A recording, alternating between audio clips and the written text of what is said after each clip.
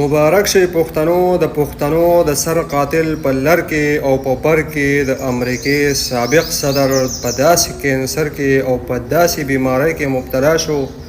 چې داسې کینسر پې لګېدلی دی چې د هډوکو پورې پیلاو شوی دی او اخري چې کوم دی په داسې او د خنزیر په مرګ باندې د دنیا نه تلو وله دی. د دغه ملک چې کوم صدر راغلی هغه په لر کې او په بر کې د دغه ډالرو په عوض کې پښتانه وژلي، د پښتنو جوماتونه، مدرسې، ماشومان، کونډې،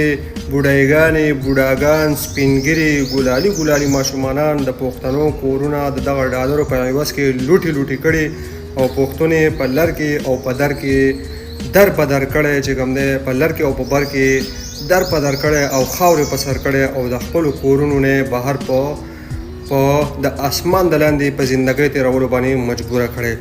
نو دا هغه رذیل او هغه خبیث او هغه فرعون ملک چې کوم دی سابق صدر او زموږ په پاکستان کې یو بل فرعون چې نوم یې جنرال پرویز مشرف و، هغه هم په داسې د خنزیر او د سپي په مرګ باندې او په جسم کې او په د جسم کې داسې چینجي شوي او د دنیا د خنزیر او د سپي په مرګ باندې ترې چا چې پښتانه وژلي، چا چې بېګناه ظلم کړی او جبر کړی، هغه له الله پاک ډیل ورکړی او آخر په داسې بیمارۍ او په داسې ګند باندې اخته کړی او داسې پې د خپل رسي ټیټ کړي چې د سلینسر نه بیا دا لوګې ختلی. نو الله دې دا موجوده چې څومره فرعونیان دي، څومره ظالمان، څومره دغه ظالم جابر ریاست او دغه پښتنو باندې ظلم کوونکي خلک دی، الله دې په دغه شانتې بیمارو کې اخته کوي چې کینسر مو اډوکو ته او کته د